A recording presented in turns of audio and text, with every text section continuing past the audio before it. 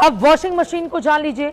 BJP पर अक्सर आरोप लगते हैं कि वो दागियों को डराकर अपने पाले में ले आती है और जैसे ही दागी उसकी पार्टी में आ जाते हैं वैसे ही उनके खिलाफ जांच बंद हो जाती है। यही बीजेपी की वॉशिंग मशीन है, इसका एक आधार भी है।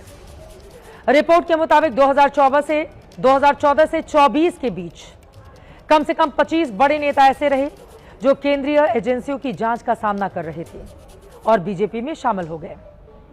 इन 25 नेताओं में से 23 नेताओं को बीजेपी में शामिल होने के बाद जांच से राहत मिल गई। 23 नेताओं में से 20 नेताओं के खिलाफ जांच ठंडे बस्ते में चली गई, जबकि 3 मामले पूरी तरह बंद कर दिए गए। जब किसी पार्टी में टूट फूट के वाकये होते हैं, विपक्ष बीजेपी की वॉशिंग मशीन के लाभार्थियों के नामों की पूरी लिस्ट भी लेकर सामने आ जाता है। असम के सीएम हेमंता बिश्व शर्मा 2014 में शारदा चिटफंड घोटाले में सीबीआई ने छापेमारी की थी, लेकिन 2015 में बीजेपी में शामिल होने के बाद मामला आगे नहीं बढ़ा।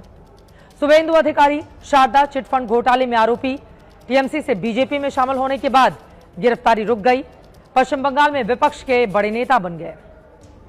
राज्यसभा सांसद प्रफुल्ल पटेल 3000 करोड़ रुपए के विमान घोटाले के आरोपी बीजेपी गठबंधन में शामिल होने के बाद सीबीआई ने क्लोजर रिपोर्ट दाखिल कर दी।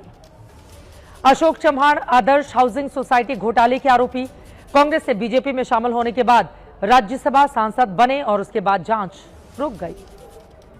लेकिन सवाल फिर वही है, जब राघव चड्ढा, संदीप पाठक पर कोई करप्शन केस नहीं, तो बीजेपी जबरन क्यों अपनी वॉशिंग मशीन का प्लग ऑन करेगी उनके लिए? दाग ही नहीं दिख रहे हैं तो किस बात पर साबुन का पानी में मशीन घुमाने का काम किया जाएगा? क्या ये ज्वाइनिंग सिर्फ बेहतर सियासी करियर और फ्यूचर की तलाश में ही नहीं है?